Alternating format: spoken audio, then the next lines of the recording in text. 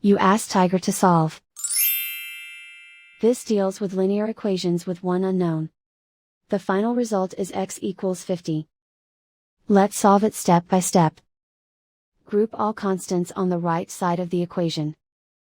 Add 8 to both sides. Simplify the arithmetic.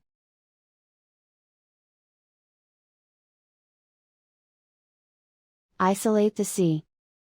Multiply both sides by inverse fraction 5/1.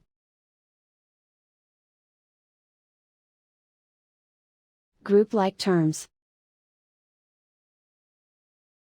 Multiply the coefficients.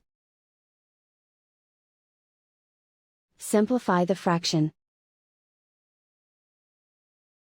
Simplify the arithmetic. And so the final result is x equals 50.